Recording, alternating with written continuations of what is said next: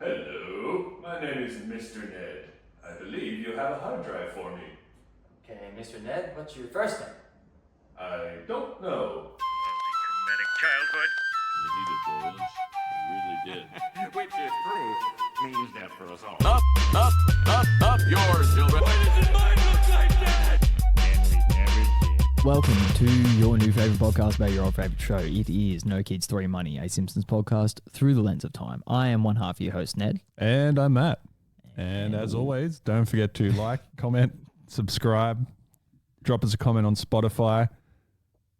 Tell us. Get at us on email, nokids3moneypodcast@gmail.com. Please. Thought hole. Another email, Neddy? Please.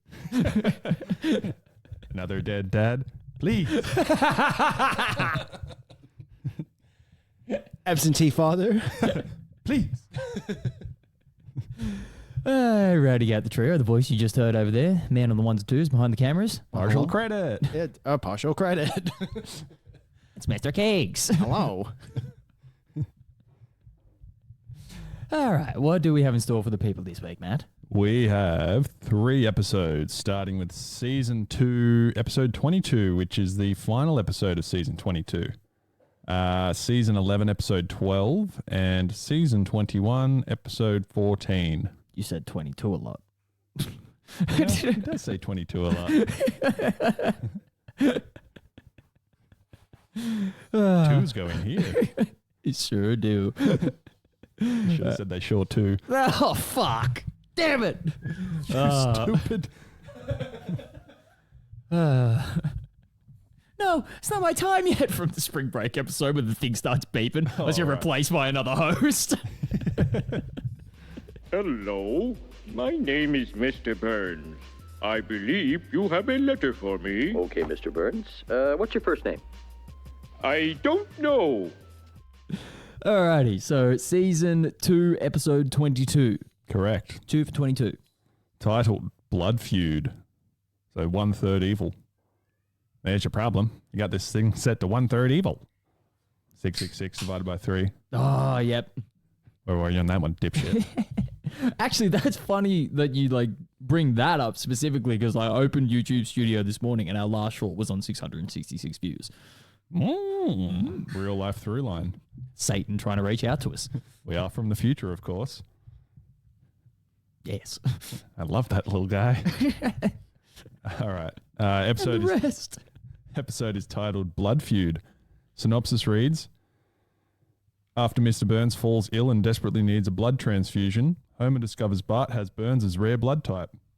Homer urges his son to donate, promising that they will be handsomely rewarded. Having received the blood, however, all Burns does is send the family a card. Enraged, Homer writes an insulting reply, but Marge convinces him at the last minute not to send it. But Bart unknowingly mails it anyway. Mr. Burns becomes furious and demands that Homer be beaten. Smithers calls off the beating, however, on the grounds that this action is no way to thank the man who saved Mr. Burns' life. He convinces Burns to instead buy the family a present. Does he? Or does Burns come to that conclusion by himself?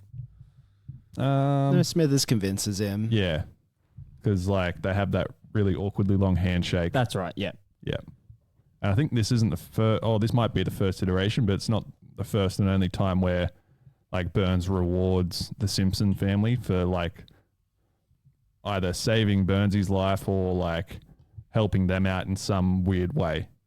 Remember how they get the fruit basket when Burns gets knocked out the window when Smithers goes on vacation?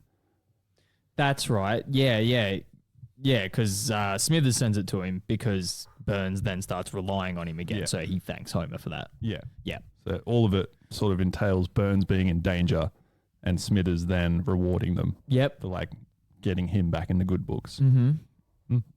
And then there's also the iconic scene from the Who Shot Mr. Burns episode where, I think it's the other way around actually, yeah, where they send him chocolates and a photo so that he remembers Homer's name and he eats all the chocolates and he has a nice story to tell about every single member of the family. And then he doesn't eat the one that's on Homer's face. It doesn't eat the one that's on Homer's face. Funny you bring that up too, because this week there's a bunch of Burns not knowing who Homer is jokes.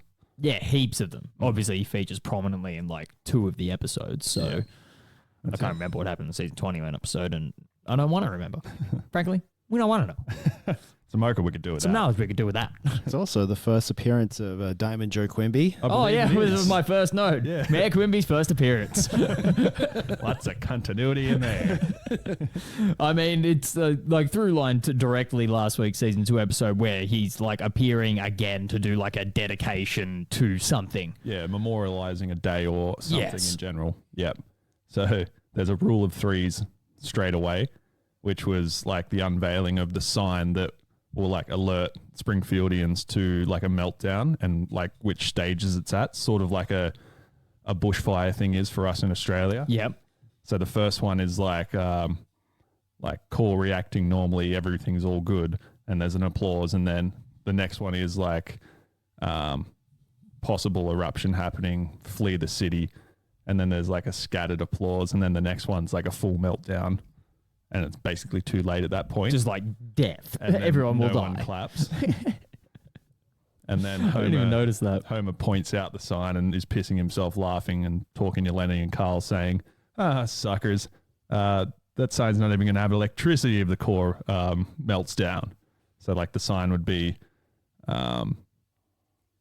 what's the word? Obsolete. Making signs like yours obsolete. Oh, they were about to show a close-up of the meltdown. But that's one of those rare instances where Homer is actually factually correct. The entire town is powered by nuclear power. Yep. If the reactor goes out, the sign is not going to be powered to show that the reactor's gone out. Boy, I really hope somebody got fired for that blunder. Oh, fucking hell. I'm so glad it's back. Yeah. It's the best. There are a couple of I like put it really there. like I don't know if I want to jump ahead too much, but there are a couple of really good use of rules of three in this episode. Yeah, bring 'em like, up. Yeah, there's like the mailbox. It's like Yeah. a really distinct thing where it's only used in those 3 scenes where it appears, where Marge and Homer go to the mailbox to dump the letter in. Bart puts the letter in the mailbox, and then they're back at the mailbox to destroy the letter. Yeah. Yeah. Right. Even just like a really small one is Lisa with the flip cards, teaching Maggie different Zeeboo. Yeah. Zeeboo. Humpin' doolap. Yeah, you're right. It appears at the start she's teaching her the animals, and then was a dodecahedron. Yeah. And then And right at the end, The Aztec card. Aztec thing. instead of Omnek or whatever it was. Yeah. So I have a note on that because I thought that was going to be like a whole subplot for the episode, and it like very vaguely is because obviously it's shown in those 3 separate instances. But this particular story is told again later, like way later on, as an actual main story plot. I can't remember what season it's in, but there's an episode where Simon Cowell is involved. And he sees that Maggie has some like, hidden talent or whatever, and he like gets her into some school, and then she. That's not the same one where like Maggie escapes from that. No, different. Oh, wait, yeah, I know the one you're talking about. Yeah, and it seems like she's like weirdly talented, and then come the end of the episode, it turns out that Lisa was giving her the answers the entire time, Yep. like do recall that. unconsciously. Yeah. Yeah. So like I don't know, not this exact story kind of thing, but something vaguely along. Actually, It's more like an Easter egg. more that I think about it, I think this has also been retold another time. I think there's another instance where. Oh no! Wait, it is that episode. It is that episode. Yeah, she's showing Maggie flashcards, and That's my mind that is wrong. Maggie's getting them right, and then Lisa starts telling her the wrong answers, and Marge catches her because Lisa starts getting jealous that it's like, oh, I'm not going to be looked at as special anymore. My intelligence is the only thing that I have. Wasn't it proven that Maggie had a higher IQ? I think so. Yeah. But that's once again only because it turns out at the end of the episode that Lisa was feeding her the answers. Yeah. So it was all based off her. Yeah. Anyway, rambling. He likes to do Back that. to Mayor Quimby's first appearance. Yes. Go on. So, like, right at the end, like, again, a through line to last week, he, like, whispers to one of his security guards and uses his, like, full name in it. I can't remember exactly what he says, but it's also something threatening. Yeah, I can't remember either. Because last week he was, like, threatening. It was along the lines of no one makes a fool out of Diamond Joe Quimby. That was last week when he was, like, telling his security guards to, like, find out where Milhouse lives. Yeah. Yeah, we own more clothes. I swear. But he's got a new hat. I want it. It's the kind I like. Oh man, My next note is so much. Smithers unsheathing his bod to save Mr. Burns. It's so good. So to like put it in a bit of context, Mr. Burns is late to the like unveiling, the Timothy McVeiling of the meltdown sign, and Smithers is like wondering where he is, and then he rushes home and finds Burns like on the ground of his room with like shit broken everywhere, which is reminiscent of what he's wearing in the TV right now. Oh yeah, it is. And yeah, figures out that he's got like no blood left. That's why he's dying. Hypohemia. Yes. Is what he's dying of. Yeah. And then for whatever reason, Dr. Hibbert went with Smithers to the house to check on him.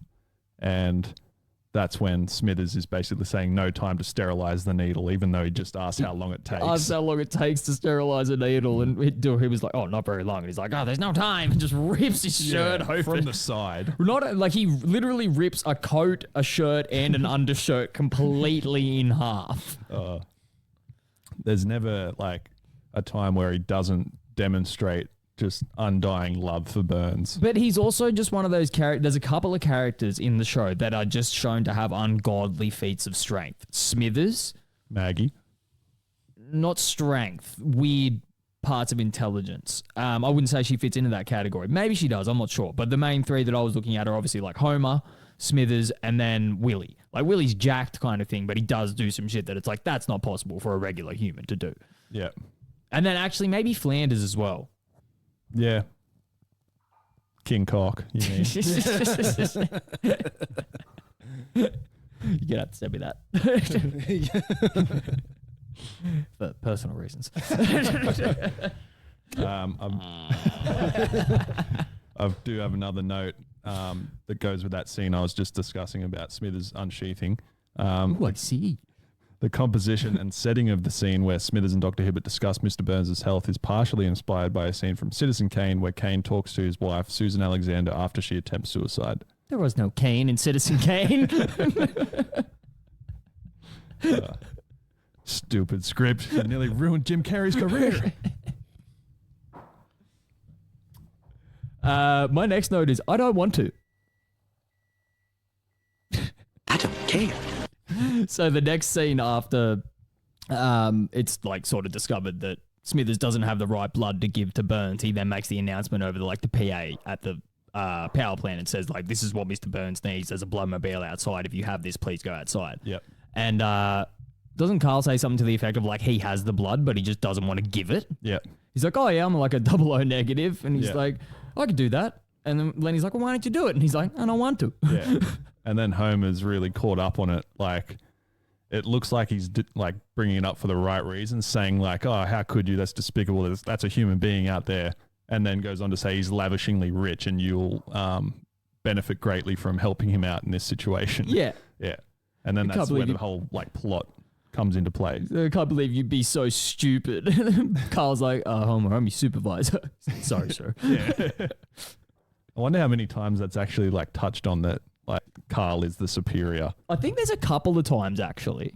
And then it's weird, right? Because I think it's in these earlier seasons that there's a couple of times that it's like touched on. Yeah. Then the episode a couple of weeks ago comes up where Carl actually does get promoted canonically. Yeah. Couple of weeks is a stretch. It was definitely like months ago now. Oh, yeah, maybe like a month ago, something like that. Yeah. A month, a couple of episodes ago. Anyway. Yeah, where he actually like, you know, that's like the whole impetus of that side plot of the episode. Carl gets promoted and then turns into a fucking asshole. Yeah. So yeah, I wonder when they decided to like take that sort of part of his story away during those middle seasons and then just make them all like, because as far as like if you relate it to like the Grimes episode, for instance, kind of thing, it's like when Grimey's like asking Lenny about like, you know, what the fuck is Homer's deal kind of shit, or like, you know, just sort of asking general questions about everybody. And they say that line of like, yeah, me and Carl each have our masters. Yeah. But Homer, he just turned up the day the plant opened. I didn't even know what a nuclear power plant was. Yeah. I see. Ooh. This podcast. No. Can Keegan have it? No. My next note is just Marge knows everything about the family, as a mother does. So this is when like Homer goes home and Autistic levels of knowledge from Marge. yeah, like knows mad. She can like off the top of her head rattle off like what shoe size Lisa is. I mean, yeah, that's not that. But like the way that she then just starts getting deeper and deeper and deeper with I information think it is was, crazy. Like what Bart was allergic to, which was butterscotch, imitation butterscotch, and glow in the dark. Monster makeup. Yeah. Ooh, thorough. Yeah. Ooh, impressive. Yeah. Yeah. And then, Homer asks a bunch of other questions, and then she asks why. Yeah. And he says, oh, because Burns needs blood. Double O negative. Double O to be negative. Precise. Oh, that's what Bart has. Yeah. And then, Homer's ecstatic and wooing and goes over to Bart and says, like, get ready for your needle, essentially. Yeah. And Bart makes a good point of like, I'm a human being and I have rights. Yeah. No, you don't. I'd love No, it doesn't. Sure to obtain a does. special dialing one. Smash the keypad with your palm now. Your fingers are too fat. Bringing like a hand/paw thing up. A thorn in the paw is a line that I think Burnsy says. Oh no, it's what Homer says. So Homer's retelling like a bedtime story to Bart, and Bart says, "Oh, is this like a verse from the Bible or something?" He's like, "Yeah, probably." He says a story about About Hercules Hercules. and the lion, which is a story from Greek mythology. Yeah, and then It's also a totally different story. Yeah. Like what Homer's talking about is like the mouse and the lion. yeah, Pulling the thorn out of the lion's paw. Hercules and the lion is Hercules kills the fucking lion. As one of his labors. yeah. yeah. I only know that from God of War. God of War. Yeah. So the thorn in the paw reference comes up in the season 21 episode. There's an Itchy and Scratchy short, and Scratchy goes to the hospital with a thorn in his paw. Was that this week? Yeah. That was we watched it like an hour ago, bro. Right here, rule one. It all blends together, man. Yeah, fair. My brain is just full of Remember when concrete I dust. paused the episode and brought it up? And then we're all like, oh, yeah. Concrete paw. Bungstead. Probably the best Cool one memory, man.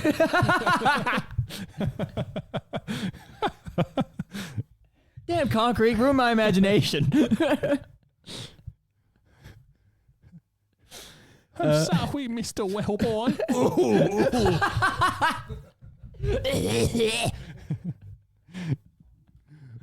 Oh, fucking hell. So, yeah, is it then they like pretty much go straight to the Bloodmobile? And then Yeah. Smithers turns up and he's like all like acting all like, you know, staring at him like, oh, I don't know which one of you to hug first. And Homer's like, The boy. boy. Bart's like, ew. Yeah. Which was like a little bit, can't think of the right How celebrity you to going? defame here. Literally take a stab at Cosby, Bill Cosby.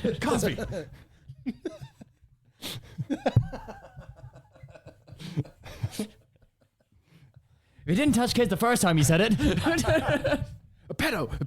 It's a pedo. Now you be good, Penicio. Don't you touch any boys.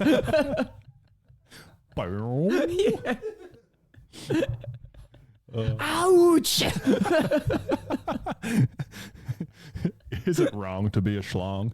You be the judge. No, Mr. Epstein, I would never lie to you. Oh, God, there was so many references in there. Oh yeah. Jammed.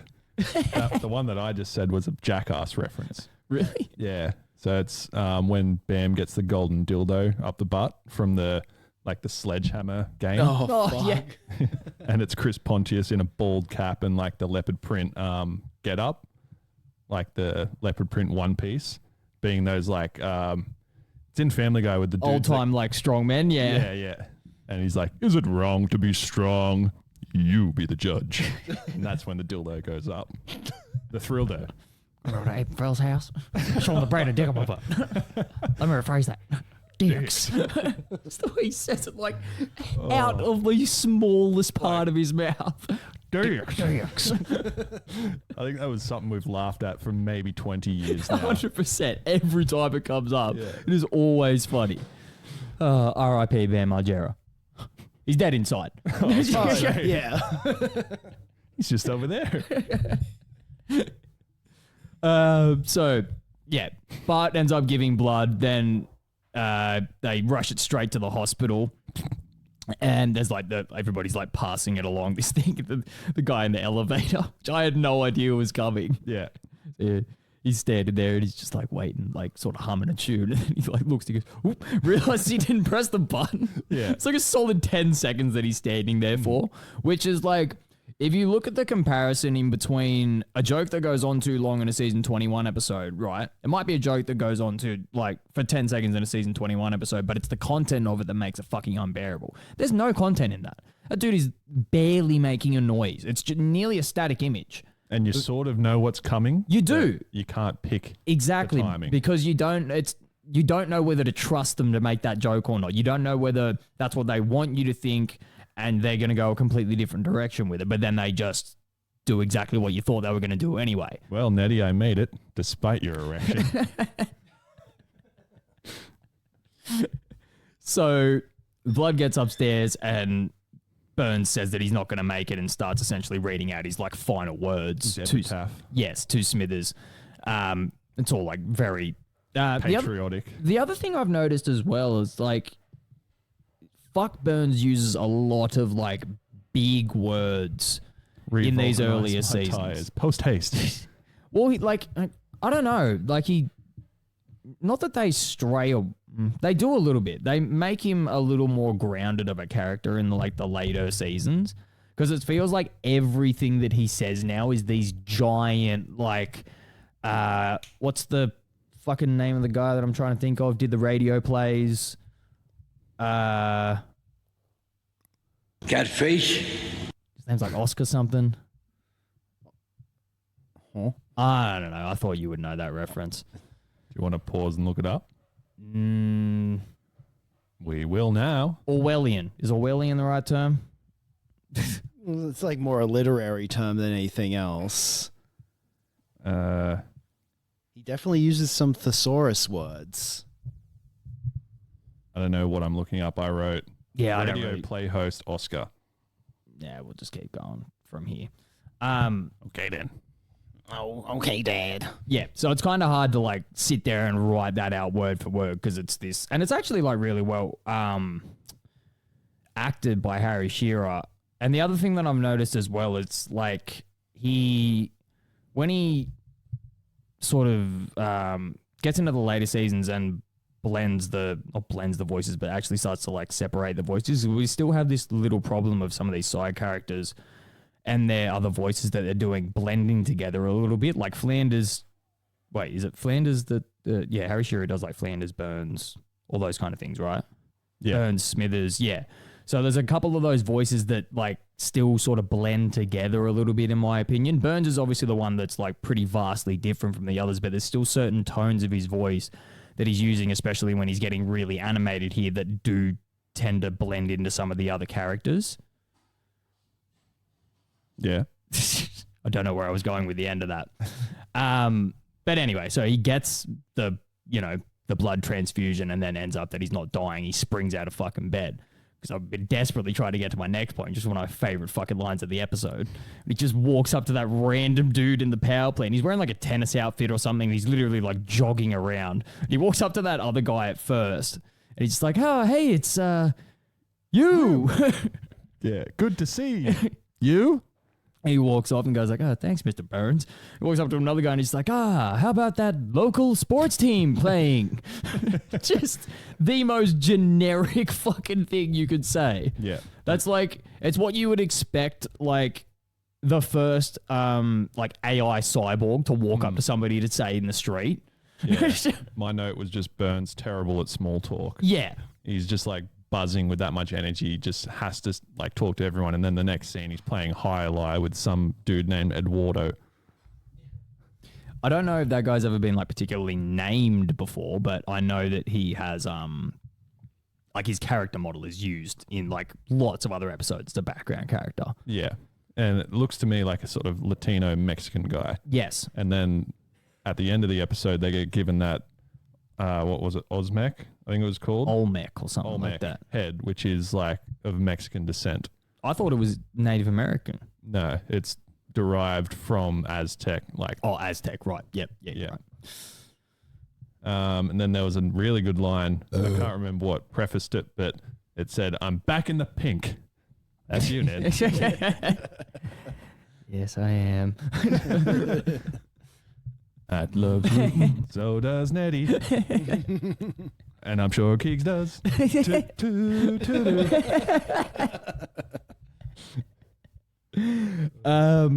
Please don't tell people how I live.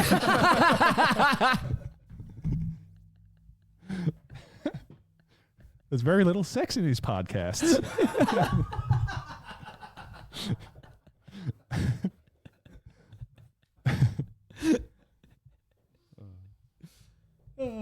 Yeah, all I can imagine is the Bachelor episode, like where I think it's the whole where Prue ends up doing his fucking arranged marriage at the start of the episode, where they're like having that Bachelor show and Mo walks across the stage. Here's one of the hosts of No Kids 3 Money. Just Continues into the dark. Yeah.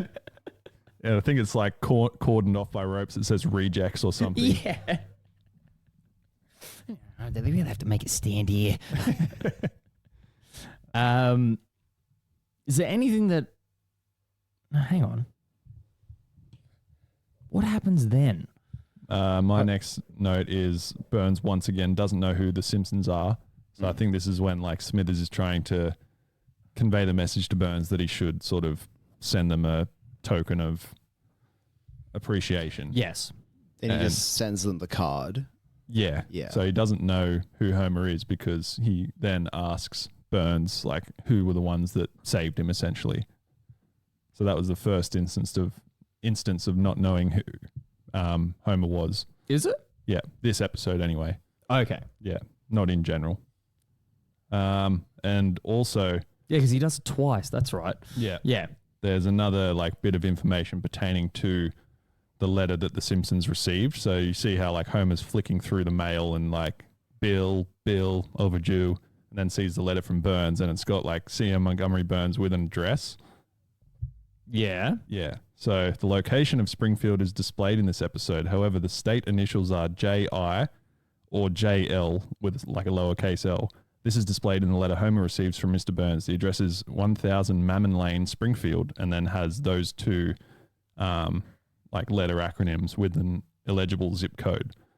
So they've like hinted at the fact that this could be where Springfield is, but left it up to debate with fucking with the zip code. Right. But funnily enough, another thing in next episode that we covered, in the season 11 episode, there's another hint at where Springfield could possibly be.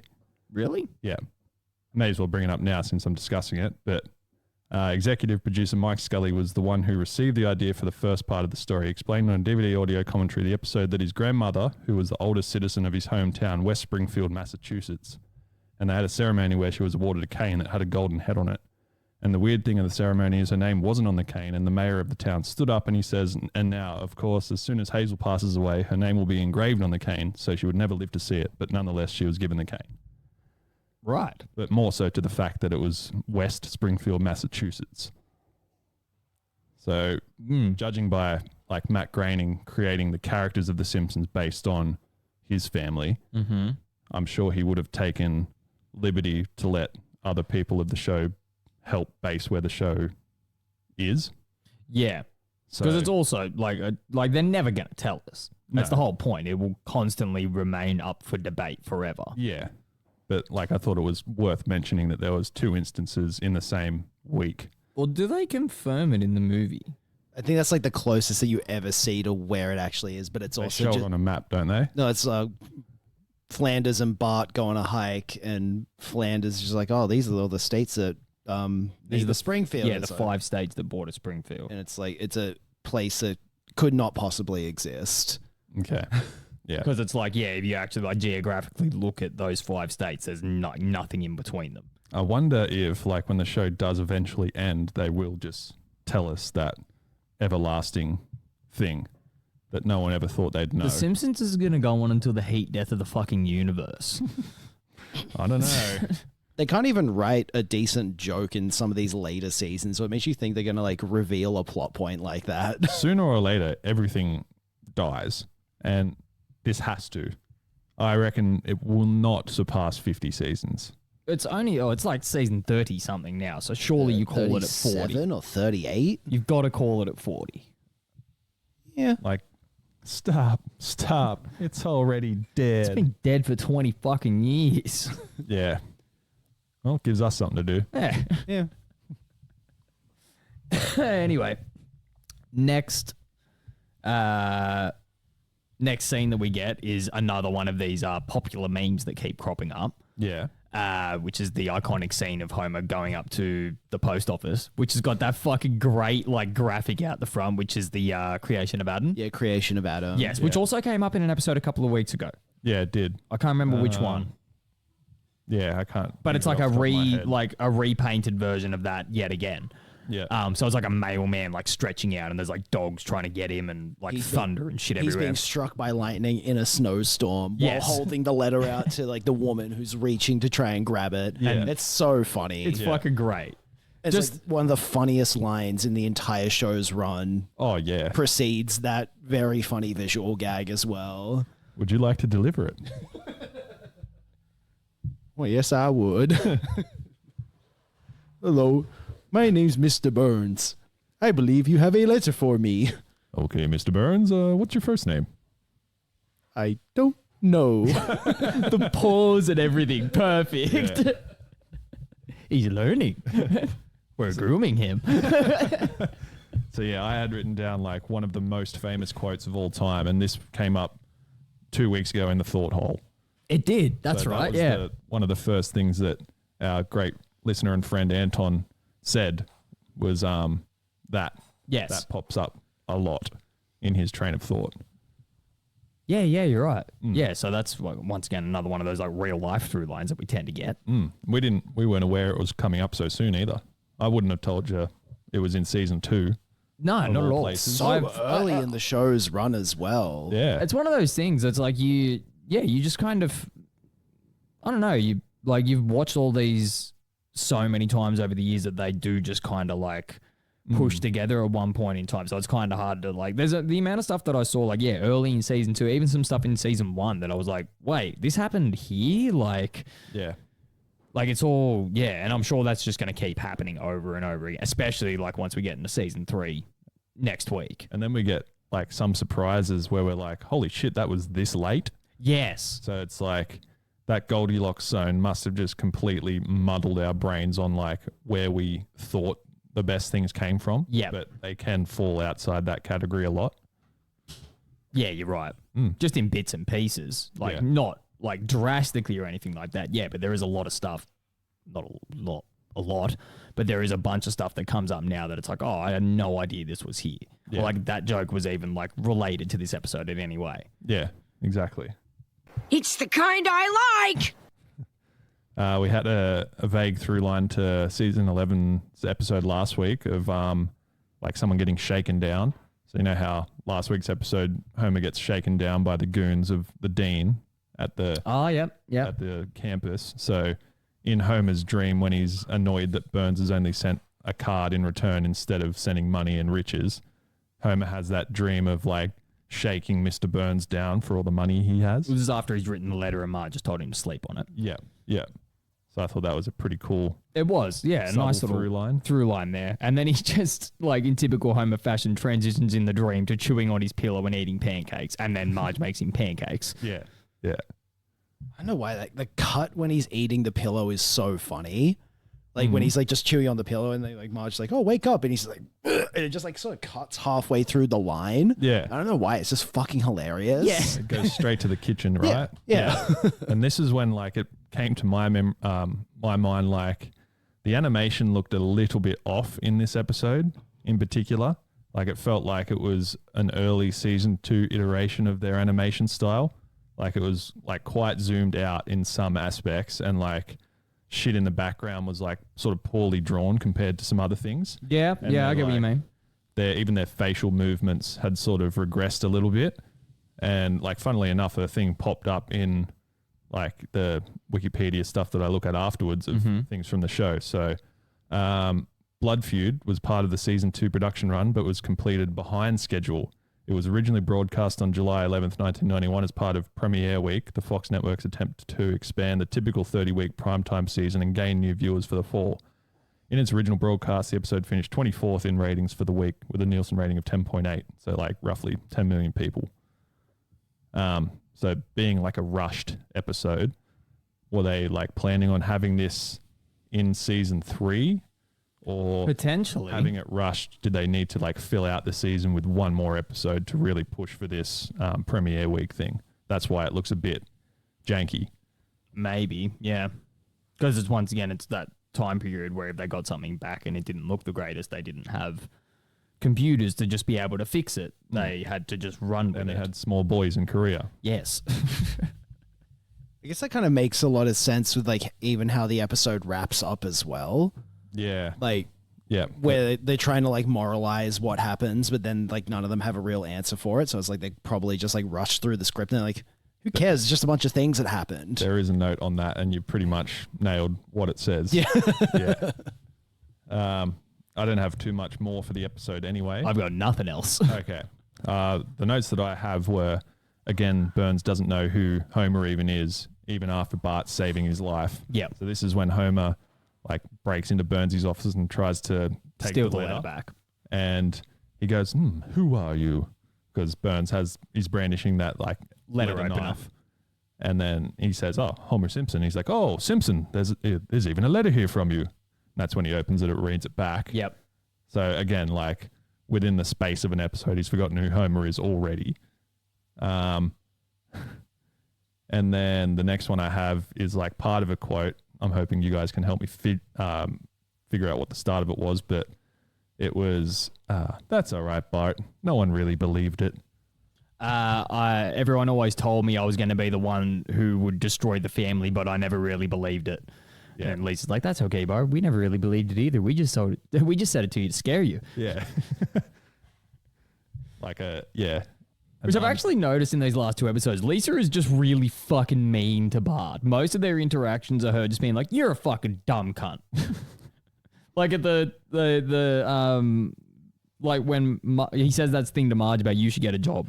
Yeah, true. And she's like, no, she means you idiot. Yeah. And then there's another later on in this episode when he gets when Mr. Burns gives him the crowbar and it's like, oh, cool. And she's like, it's to open the box. Yeah. The box. Funny story about the box is good old cum doctor, my new friend. Yes. What? That's what it Oh yeah, right. I'll divulge more. Continue. She made a present for one of her friends, which was the mystery box, just painted perfectly as well.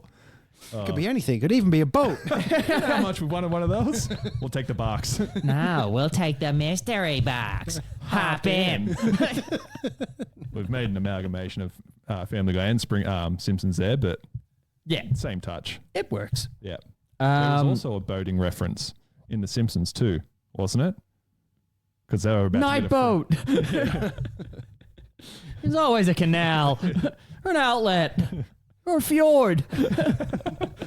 My last couple of things is this was the origin story of where the big ugly head came from, which is the Olmec head. That's right, yeah, because it's featured several times in the episode. Yeah, we always see it in the basement. Not in the episode, in the series. Yeah, it's just in the basement. Yeah, and it's one of those things. There's not a lot of continuity in the show, and that's one thing that does run true throughout the whole series I after wonder it's if it introduced. was in the attic from last week's episode. Probably was.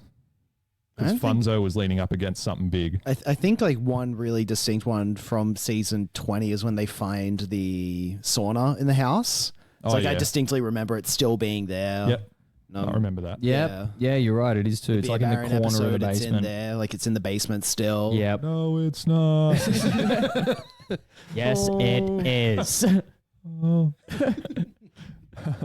My last note is touching again on what Keegs sort of reiterated about the whole trying to find a moral to the story at the end of this episode. So basically all of the Simpsons episodes are...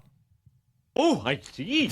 Then everything is wrapped up in a neat little package. And for this one in particular, they sort of had that moral conundrum of like we did something good, but we didn't get rewarded for it. So is that really like something we wanted, or should we just not have done anything at all? It's interesting that you say that, like, you know, not like, I don't know, I feel like naturally you're going to bring that up anyway, but a lot of this episode is focused on sort of moral conundrums kind of thing. Like there's like, you know, Homer like blowing up in the letter, then sort of sleeping on it and realizing that was the wrong thing to do.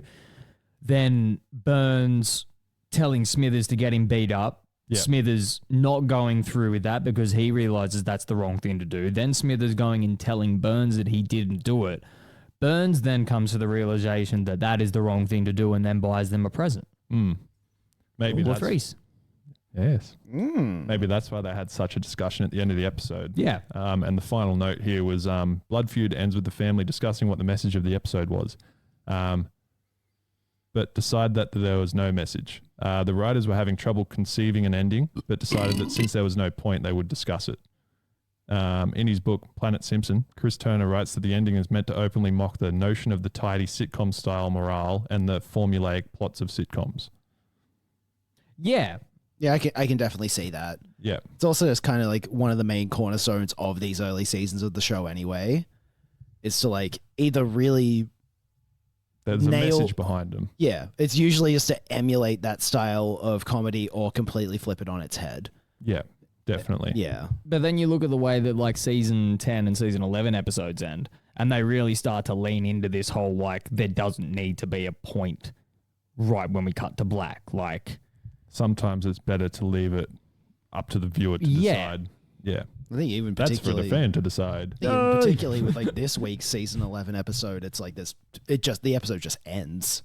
Yeah. Like there's straight up like no, there's like no Sopranos style. Yeah, there's no like moralizing. Haven't seen it. You haven't seen anything. Neddy likes Vaseline on toast. Baby, I'm gonna butter your bread. Maybe with a side of water for dipping. I need to change my pants. Yeah. It's hot in these. Okay. Oh, it's so hot in here today. Certainly shouldn't have said it was illegal. Oh, crap. I'm a big boy.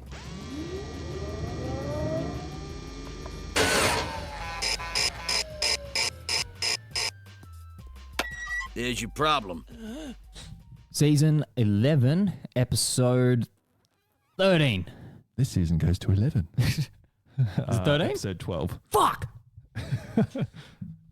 Titled The Mansion Family. Synopsis reads, Mr. Burns goes to the Mayo Clinic for a checkup after being declared the oldest man in Springfield. It was in your Mayo Clinic, was it? Should we go and get Britney Spears quickly? Oh, did we not do that? No. Damn it. I'll go do it. You finish the synopsis for once. Okay.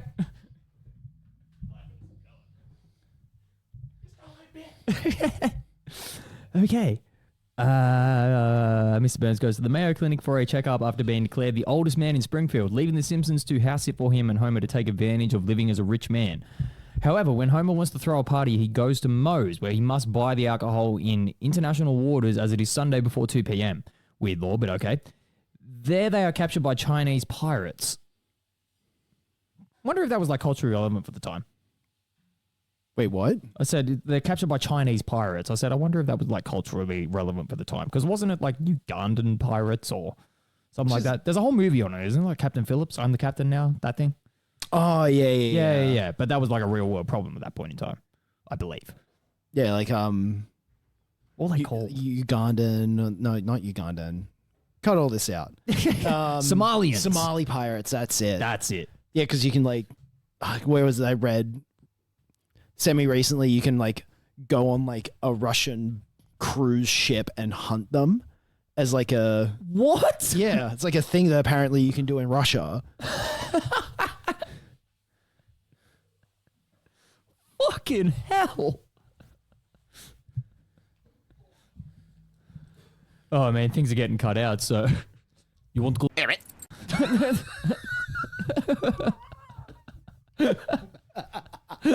Busted the original Keegan.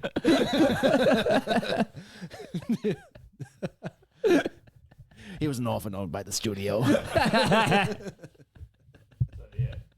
What does the guy that has every Simpsons thing get himself?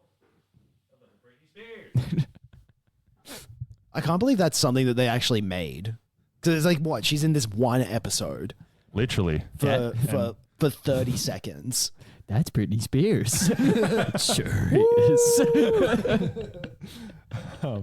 And to like know exactly where that was amongst all my shit, I'm impressed with myself. Oh, yeah. Autistic. Everyone knows it's Tism. Everyone knows it's Spectrum. Matt loves rooting. Keegs loves cameras. Everyone's scared when Ned slanders. Not. Alrighty. So I got about halfway through that. You didn't finish it. I didn't finish it. We trailed off talking about Somali pirate. Did you get to captured by Chinese pirates? That's where I stopped. Yeah. Later, Burns discovers. I'm so fucked. Later, Burns discovers that as a result of having every disease in existence, he is perfectly healthy, as all the germs simply cancel each other out. Consequently, he returns and kicks out the Simpsons, who have not even enjoyed being rich, causing Homer to be extremely bitter and resentful. I feel like Marge and Lisa didn't enjoy being rich. They didn't take advantage of it whatsoever. They just cleaned the fucking house the entire time. Even rooms they never went in. Yeah. Yeah. The little like Burns and Smithers embryo. Yeah, things floating which is around. another one of those like misguided like Simpsons jokes. You think she's going to go back and be like, why is there 5 embryos in a jar? But she just rubs a fucking mark off it and leaves. Yeah. Okay. Synopsis is So, whack for sure. Yeah. So my first note was the thing about where Springfield might be. okay. So we've said that already. The next note was about Britney. You stole your bit. My favorite notey. My next note is about Britney Spears. So it's a pretty like, how could you say, maybe fortuitous thing that they've written here. Seem like in light of all the recent events that happened with her Ah, yes. and family. So American pop singer Britney Spears guest starred in the episode as herself. According to Skelly, she was 17 to 18 years old when she recorded her lines, and she was a lot of fun to work with. She was a fan of the show, and she was willing to do all the lines. It was all the people around her that were crazy, the management and all that. We originally had her introduce herself in the episode as, I'm teenage songbird Britney Spears, and she recorded a few takes and they were fine. And suddenly, all these guys come rushing in saying, she can't say songbird. We asked what's wrong with songbird, and they were somehow convinced that it was some sort of slam or insult. The staff members were therefore forced to change her opening lines to I'm teen sensation Britney Spears. Which is... That's creepy as fuck. Yeah. So she was basically spoken for since There's she an was... air around that of them trying to make that more sexual. Yeah, true. I don't know whether I'm grasping at straws, but that just seems off to me. Like So, considering what Britney Spears' like early career was like, it's fucking putrid, man, how people talked about her in the media when she was like a teenager. A child. Yeah, she was like a child, and like people were like discussing her virginity and stuff on Yeah. live TV. It's fucking foul. Like, And it's one of those things. It's like, yeah, people talk shit about pop stars these days. It's like, yeah, if you, I didn't watch that like documentary on it, but your face just contorted. So Okay, so I Googled like what does songbird mean, and like one of the things that popped up was in slang. The first thing that AI says is in slang, songbird can refer to a female vocalist or singer. And then I scrolled down, and like the first drop down tab is a songbird is a term that is given to a prisoner of war who gives away information under duress to his or her oppressors. Oh, okay. All right. I suppose fair enough on their part, but they literally could have just made her say, I'm Britney Spears. Why do they have to lean into that? I'm teen sensation.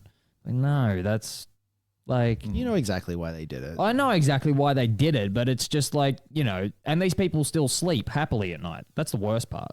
On a big pile of money. I sleep in a... Oh, I'm going to stop myself there. Ruh-roh. Fuck was I? Oh, I haven't even started. No. So I'm like trying to find where I'm up to on my notes. I'm like, what? Let's talk about Britney Spears. Right. We were talking about Britney Spears, but then we get the first iteration of another one of these like popular memes that have been coming up. Like I've only started noticing them in the last week or two. Like the first of like 3 in this one episode. Pretty much, yeah. Oh, there's 2 that I've got written down. 2 Lenny-based ones. Oh, yeah, it is 2. Right. They're both Lenny-based ones. So, yeah, we get the, I've written it down as pensive Lenny. Yeah. Because he's just sort of sitting, or Marge says something about, there's a lot of buzz around Lenny for like Man of the Year, and he's just. Yeah. Which is like one of the faces that's on that Lenny shirt that I have. It is 2. That's right. And then now that we're mentioning it now, we may as well bring the other one up. The other one is when Homer goes to Moe's asking for a keg of beer to supply it for the box social that he's going to have. About Tuborg, the beer of Danish kings. And it's probably like 10 a.m. or something, so Moe can't legally serve beer yet, but Lenny and Carl are already there. And Homer questions why that is, and they're like, Lenny goes, we're just waiting for the sun to move from here to here, and then pointing at a thing on the ground that says drinking time. So there's like a window in the door that once the light hits a certain point on the floor, they know it's 2:00. Yeah, that's so fucking funny. Why aren't they just looking at the clock? Or, working in the meantime. I've never had that occur to me whatsoever. Like the fact that they weren't just looking at their watches. They're using the sun. Yeah, that's how like stupid the joke is, but how well it's received, I guess. It's so dumb that you don't question it. Yeah, that's it. You're like, well, I guess that works. Yeah, that's it. I mean, old-fashioned, but sure. It's the old adage of just like stupid people are generally more confident kind of thing. Stupid people need the most attention. So then there's obviously like a couple of rounds of awards, or like a million rounds of awards, because every single person in the room has an award except for Homer. Yep. And he says something to Marge, and she says, oh, well, I can't help that I donated the most blood, which is also a through line to the season 2 episode, which is all about donating blood. Yep. And then she fucking starts all woozy. Yeah. Then I think Homer stands up for something. This is, I think, around the same time of Homer complaining that he hasn't got an award, and then Lisa reminds him that he's like won a Grammy before. And then he sits back down and he's sort of just looking straight, and like a banner pop-up comes at the bottom of the screen saying, legal disclaimer, Mr. Simpson's opinions do not reflect those of the producers, who don't consider the Grammy an award at all. Such a good fucking gag. Oh, yeah. And it's another like misdirected joke too. Like you think it's going to be like a disclaimer to stop the Grammys being mad at them. Yeah. Yeah. They're like, we don't give a fuck. We don't care. I don't care. No, it doesn't. Yeah, so we've covered the next 2 things of mine. So the highly memed images, donating blood through line. And then we get Cornelius, what's his last name in this one? Chapman, but we thought it was Talmadge, but we realized that that's the fake name that Homer uses when he's living in the retirement home. Yeah, Cornelius Talmadge. Yeah. So this is when he receives... The pink one stop you from screaming. They're, paying homage to the oldest man in Springfield and like all of his achievements and stuff like that. And one of them was he helped people commit suicide during the stock market crash, I assume. It is just pushing people the out. Great Oh, you're a big fella. Oh, off you go now. Yeah. Mo's just like, Off a tall building. That's a great way to do it. I think specifically that thing, just showing this one bit character who just dies at the end of the scene that he's in. It shows like the really strong rapid fire joke style that I think is still so strong even in this season. Yeah. Where it's just like breakneck pace. Every single frame of the show at this point is just a joke. Yeah. They don't always land, but they're still like... They're at least attempting to have a joke. Numerous times where, like, if you're analyzing the show the way that we are, you have to physically stop it and rewind it, because it's like, I need to hear all of this. I think that this Cornelius Chapman thing, I think, is like so fucking funny. Just like all the people jumping out of the building, and it's like, oh yeah, and he stopped the bullet, like stopped the president. He took a bullet. Takes the 6th bullet, and then he shoots him again after it. So he hits the dude like 5 times. Then Cornelius jumps in front. Then the gunman shoots the original guy again. It's like it's gold. Perfect writing. That's exactly. It's so fucking funny. Yeah. It's so good. yeah. You could spend years and like you won't make jokes better than that. No. And they then never did. And we never did. Well, we did yeah. from the future. Exactly. This is when Britney Spears like gives him a kiss on the cheek when he gets up to the stage and Yep. just carks it immediately. Essentially, yeah, just fucking boners himself to death. Extreme blood loss to the knob. Season 21 through line, unwanted boner. Yeah. Untimely boner. Yeah, I love that they're okay with that and not okay with Songbird. Yeah, I know. Yeah, So that then makes no sense. they have to have like a voting poll of the oldest person in Springfield again, and then like the first thing, all right, stand up if you're over 60 years old, and Flanders is standing up, so this is one of the times we get to see his true age. Over 70, Flanders sits down. Over 80, Abe sits down. Over 90, Abe stands- Jasper sits down. Abe stands back up. Over 100 years old, and then it's just Burnsy. Yes. So then he walks up on stage and Britney Spears tries to kiss him and he's just like, don't give me that like kiss of death. What does he call her? Can't remember what he calls Some her. old-timey way of Saying she's a whore, Yeah. essentially. yeah. Which is, once again, I don't know how they fucking, like, obviously kids aren't going to understand exactly what he's saying, Yeah, I but think he it's calls like, her a witch. it's implied. That's Yeah. right. Yeah. It's calls her implied a by what he's witch. saying. Yeah, then he, then Brockman rips the award out of fucking Cornelius's hands. Yeah. Yeah, he didn't want to let that go. Burns is sort of standing there awkwardly for a couple of seconds and then turns around and Didn't have a rips. speech prepared. But abracadaver. Yeah. Really, really good wordplay there. Even just like the quick, like, just rips the speech out of his coat jacket, Yeah. reads the first 3 lines of it, and it's just like, Yeah, The speech is sucks. over, throws it and walks off, and everyone's like, What was it? Like sparse applause. sparse Yeah. applause. We've had a couple of good like subtitle Scattered gags applause. recently. Scattered booze. Yeah. And My next note is Crosby. Oh yeah, who references? Oh, All right, that's later on. oh, okay. So we're skipping a little bit.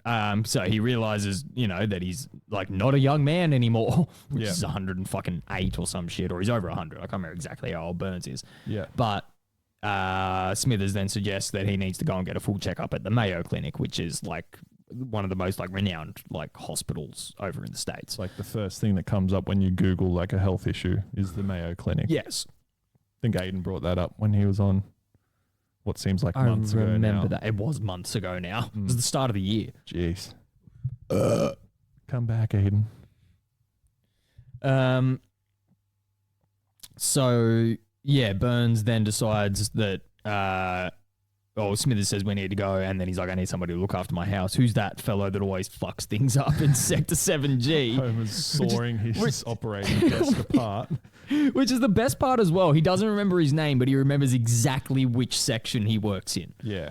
Yeah. Like to the letter and number, but doesn't remember his name. He's like, Homer Simpson, sir? It's like, yeah, it's the way I figure it. He's due for a good win. Smithers is just like, all right. Yeah. So then it just sort of cuts to them at the house. He's giving it, now, if the house catches on fire, I want you to call this number. Yeah, the fire department. Yeah, they're new. They're good.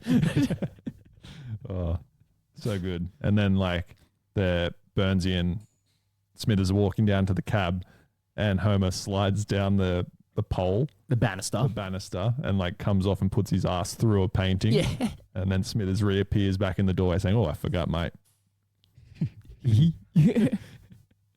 Then, what? There's a couple. Is it? Wait, hang on. Is it the scene with the fire straight after that? Is that where my line comes from? The fire. Oh no, that's right. There is a couple of like different fire scenes because Marge and Homer go into the main bedroom and it's just Oh, like, yeah. like you don't even have to make the bed. And he pulls that lever and it just falls into a pit of fire and a new one comes out of the wall. Yeah. It seems really wasteful and productive or something like that. Yeah. My note on that scene was like Bart skulking through the hallways, like he's looking for like a hidden button behind a painting. He's touching them all and shit. That's right. And we see the painting that Marge did in the season 2 episode, Oh yeah. maybe a couple of weeks back, of like nude Mr. Burns. Mm-hmm. And there's like a flower covering his dignity. Yep, that's right. Yeah. And then there was another like famous painting, the dogs playing poker, which had Mr. Burns like superimposed in it. Oh yeah. And then the painting that Bart opens up and finds the safe in the wall. There's like a what would you say? Not a leprechaun, but Like a British soldier, just Yeah. like in the safe for whatever reason. I wonder if like the painting had anything to do with the British soldier. I can't remember what the painting was. Neither can I. Yeah. I think it's just like it's maybe in frame for like half a second. Yeah. And then Bart flips the painting open. Yeah. Probably just like a gag safe, essentially. Yeah. Yeah. I think it's even just like, it doesn't need to fucking mean or reference anything. It's just like, he opens the safe and there's just a random British soldier in there and that's the joke. Not what you expect. Yeah. Yeah. Yeah, I don't have heaps more notes for it just because it was a pretty entertaining episode. Like, Yeah, it's kind of hard to sit there and like write a lot when it's a very good episode like this. But yeah, we Yeah. get, I can't remember exactly what came up, but we get like a Bill Cosby reference. Yeah. And somebody else despicable, but I can't remember who else it was. and yet they still have no problem leaving that in and like paying homage to those past shows. Good. Yeah, I keep getting this buzzing in my headphones. I'm not sure what it is.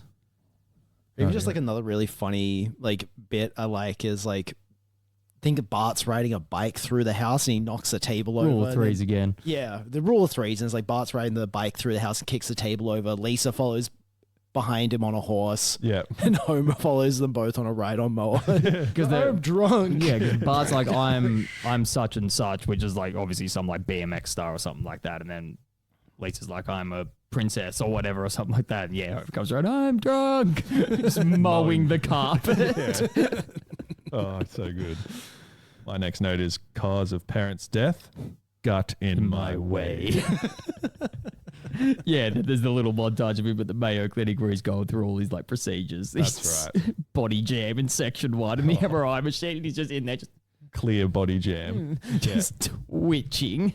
You have what we call Three Stooges syndrome. He sticks the needle in his arm and it goes through. He's like, it's like sticking it into a piece of meringue. Yeah. Try this arm. I saw some blood in there the other day.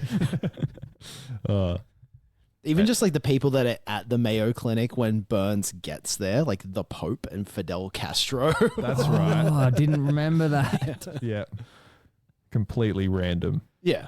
Does Fidel Castro come in? Is he like the president of Cuba or something? Yes. Yeah. Yeah. Yeah. Okay. 'Cause he's Dictator. in the, Yeah. Okay, dictator. He's still the dictator of Cuba as Fuck. well. He's still alive. Give what back? The $1 trillion bill. That's You're when, talking about Cuba?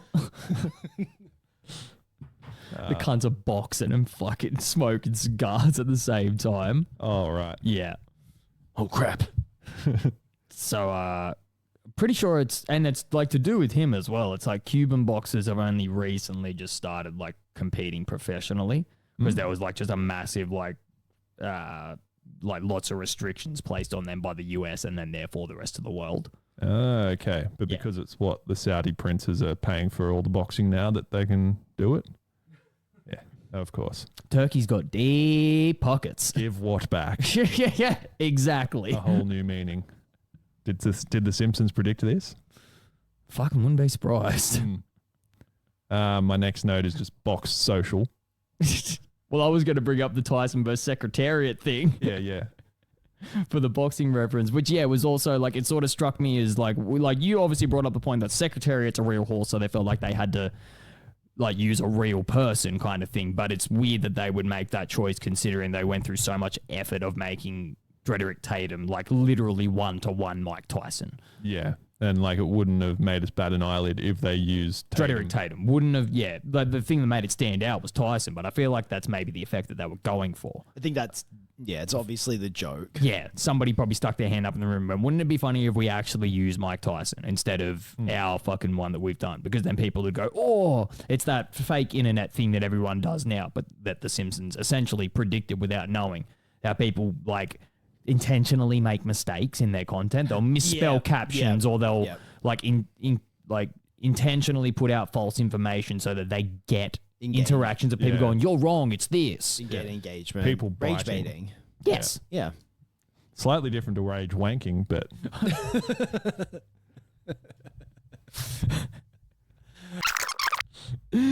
So, yeah. Homer's like on the phone to Thailand. Oh, hello, Thailand. Some language you got there. You speak like that 24/7, huh?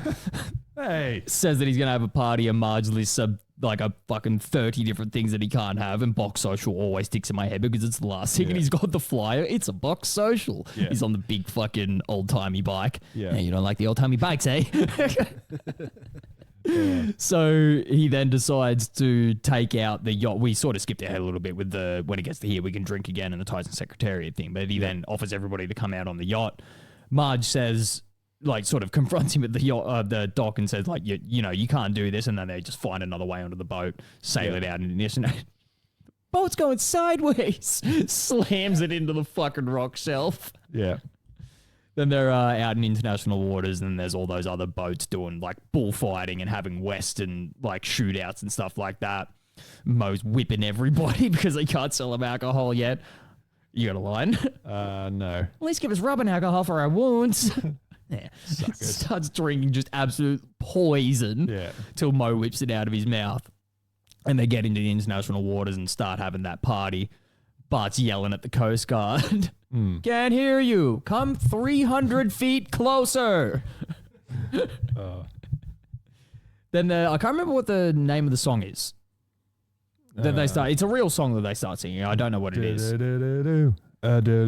think it's like. I feel like it could be like Detroit Rock City by like Kiss or something It like was in that. the subtitles of the episode, but I didn't note it down. Yeah. And we never did. I don't care. Nice. That one was a twofer. There was one other good quote from when Burns is getting medically checked out as well that we glazed over. He's like on a pair of like 2-step escalators going up and down. I'm a big boy.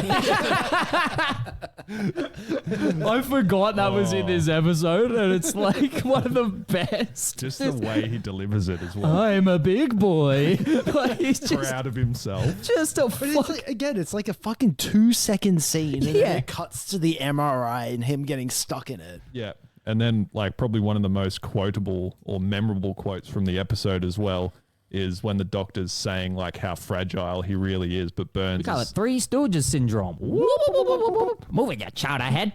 so what you're saying is I'm indestructible. Oh no! In fact, even a slight breeze could. Indestructible. That's got to be stuck in every Simpsons fan's head. 100%. Yeah. And then back to like where we were up to when the like Somali pirates, I assume. The Hong Kong pirates.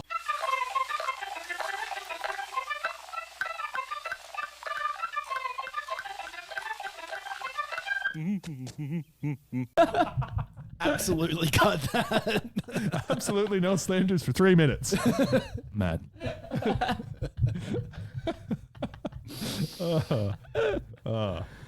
We like jokes.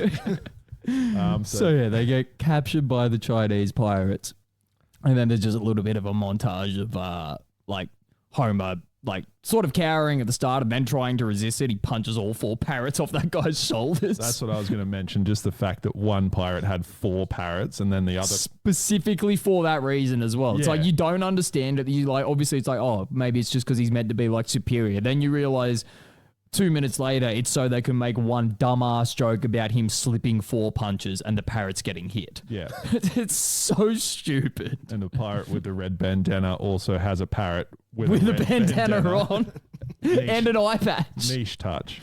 It's so fucking good that he gets up on the rope and he's like, he says that he's like going to kill everybody or something, and he points at them, go, you too. Yeah. Swings, gets the rope burn in the net, right? Then they drop them all in the water, and they end up floating, obviously, because of like the buoyancy of everybody underneath them. And Bart says like, hey, we're floating. And Homer's like, yeah, I knew this would happen all along. Hey, What about the people on the bottom? they made a noble sacrifice. Something's clawing on my leg. It stopped. Just obviously felt someone die underneath him. Yeah. My last part of this episode that I have is just a quote. Smithers, this monkey is going to need most of your We skin. literally pulled out our phones and started writing it both at the same time before the quote even started. And then Once again, followed up by saying, big skin guy. yeah, Big monkey skin guy. huge primate skin transfusion guy. Go on, Chad. You suck. Welcome back to the CTE Diaries with Chad Townsend. Well. Mr. Simpson, no! I do kind of love that, like, this episode, it just, like, ends. Like, there's no real conclusion to anything that actually happened in the episode. Wait, Like, hang on, because it ends there, doesn't it? more or less, yeah. It's like Homer and Bart go back to, like, the Simpsons go back to their own home, and Homer cries because he's not rich anymore. And we get one of those instances where there's a voiceover over the credits, and it sort of like is one of those fourth wall jokes where Homer's like crying and saying, look at all these fucking rich cunts, and then makes a joke about like, well, these people aren't as rich as they should be, because it's all like all the cast members' names, and then it moves into like Britney Spears and producers and all that kind of thing. That's right. Yep. That's Homer doing that monologue. Yes. Yeah. And that's it. Yeah. Good episode. Mm-hmm. Yeah, well, it's about to not be.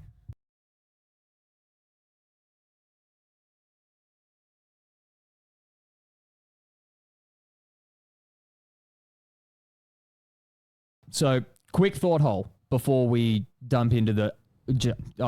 Dump is the absolute fucking right word to use, because it's a fucking dumpster fire of an episode, as most of these season 21 episodes are. But thought hole first. So, once again, another new section of didn't this show used to? Mm-hmm.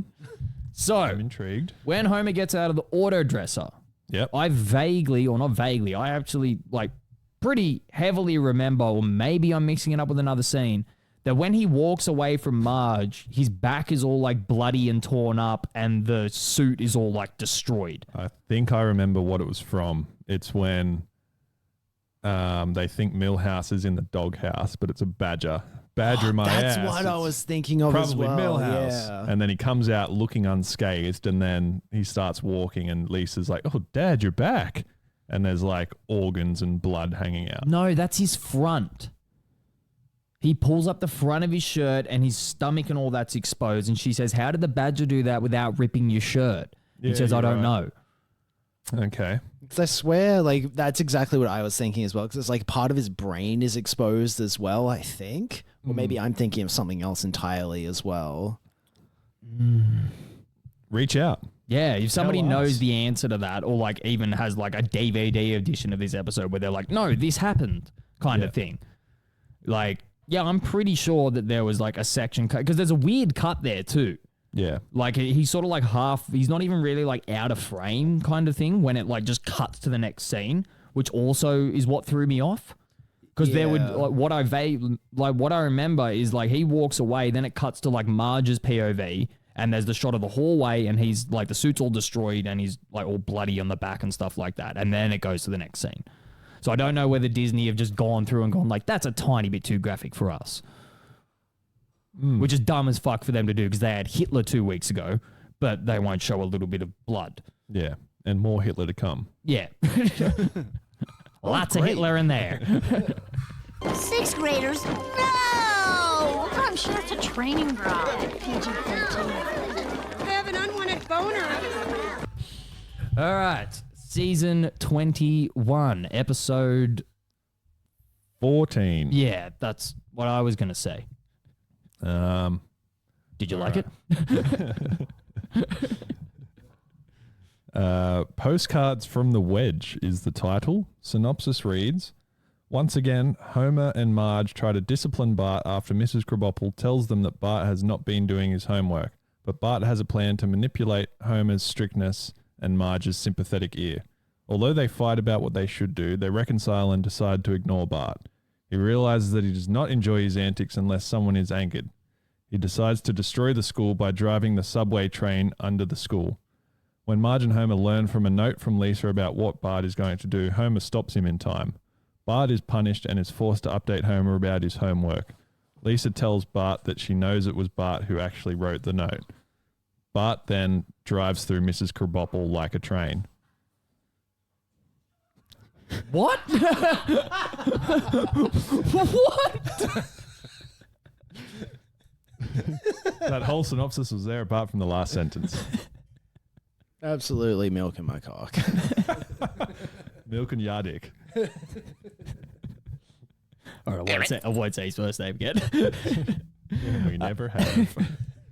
So, I mean, that was a pretty thorough synopsis, and it's good because I don't actually care to talk too much about this episode. It was the exact opposite of last week's season 21 episode. Last week's season 21 episode started bad and ended in the last 2 minutes with a couple of jokes that actually made us chuckle, and we were sitting there confused, like, why the fuck didn't they try and put this energy into the rest of the episode? This one was just flipped on its head. It started really well. There was a good couple of, like, jokes with good timing and stuff in the first couple of minutes, and then it's almost like there's just that one joke that you groan at, and then everything's fucked from then on.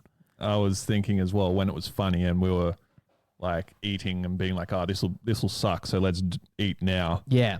I'm trying to eat lunch here. Because I would have liked to have written down a couple of those things. But well, Maddie, the Simpsons are dead.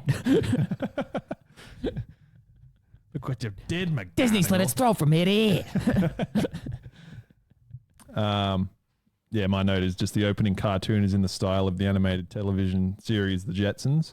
The Itchy and Scratchy Show cartoon is a parody of the Fox television series House, which I thought was a pretty good Itchy and Scratchy gag episode. That was a good, yeah, it was very well done. Yeah. Like just the zany way that they actually like sort of capture the nature of the show where, you know, House does unorthodox things to make it to unorthodox conclusions. Yeah. My first note though is, did that kid die?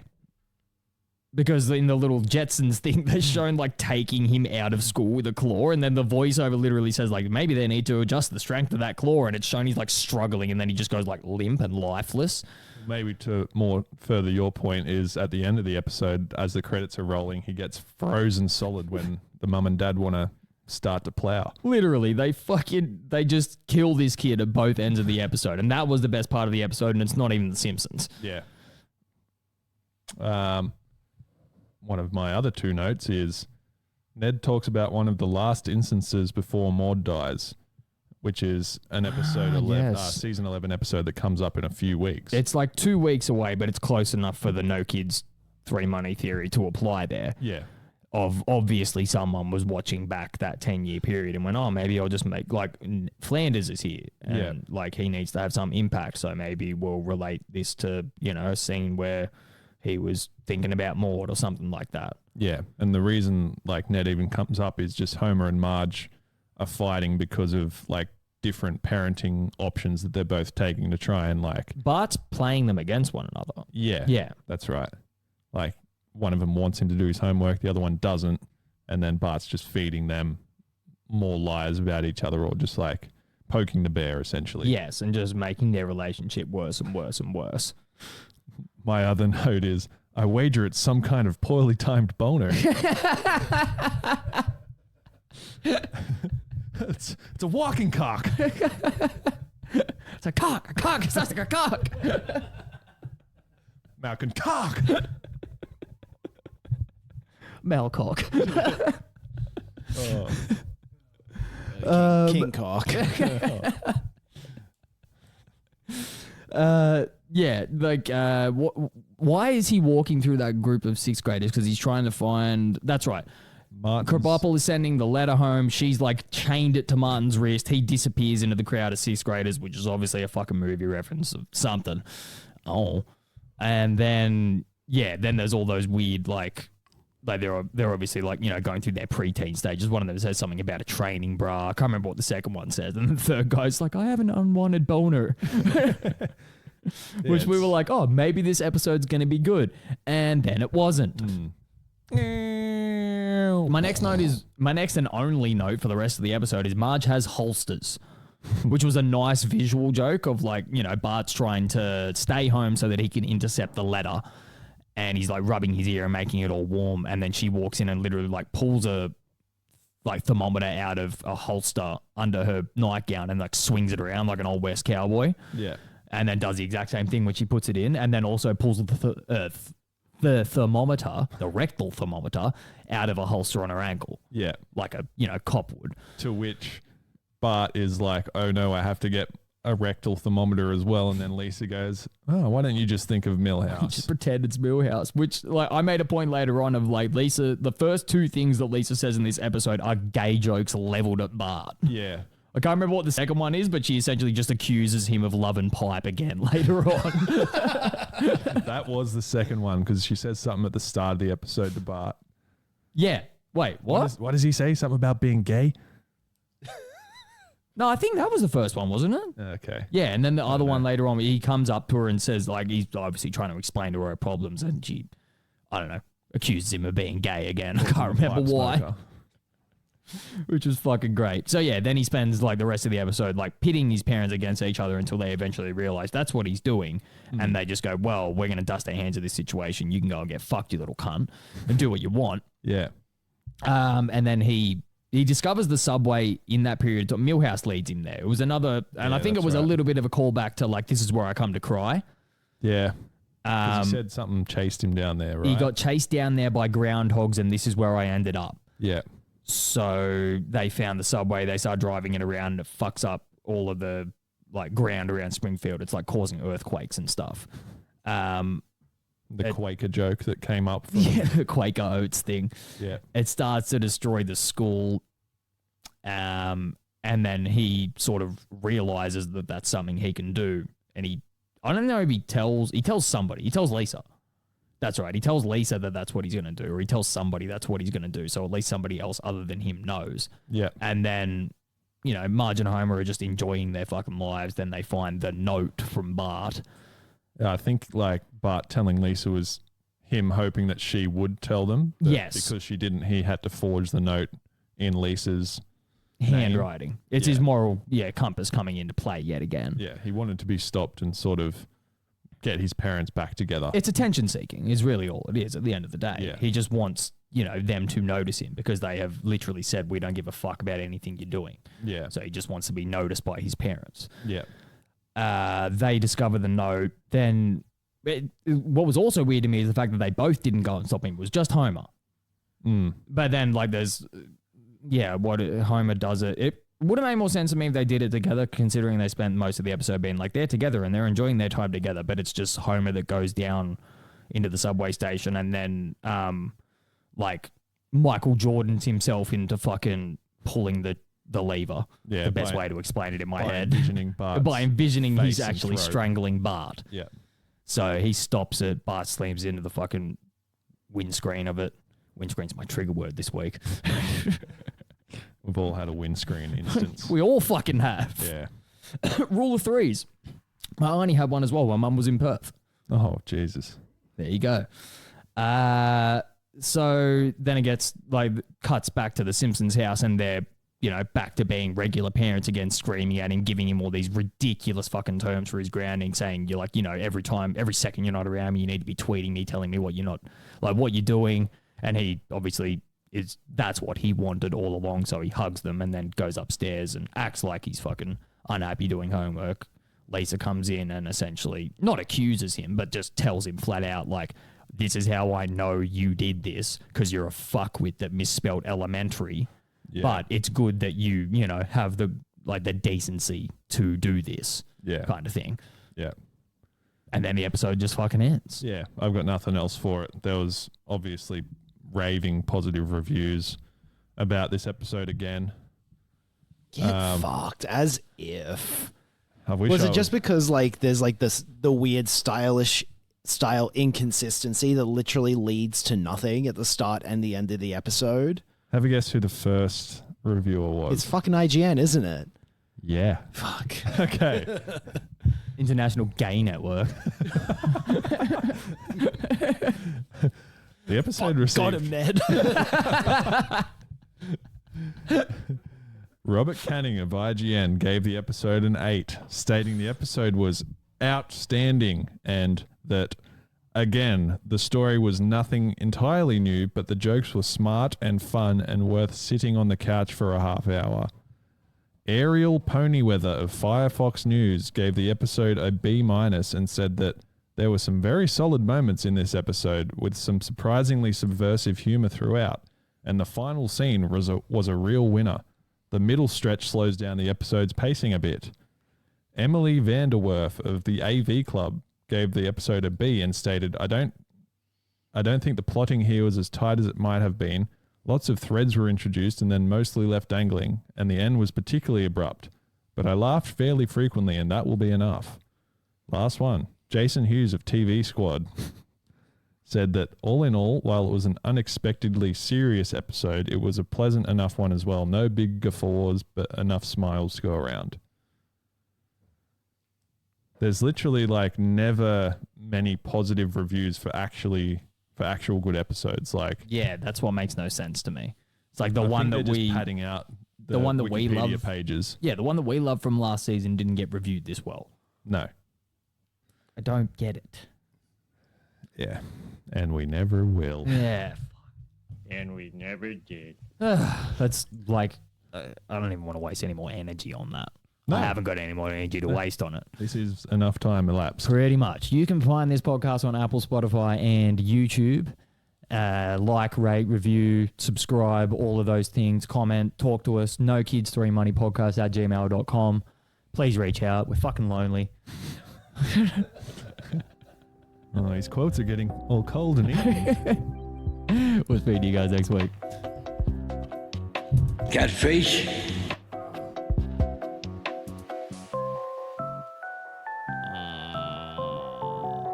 You're not mad at me, are you? So we asked ourselves, who's behind the badge? Police? Cops? Police cops. Yeah. Well, see, the thing about that is...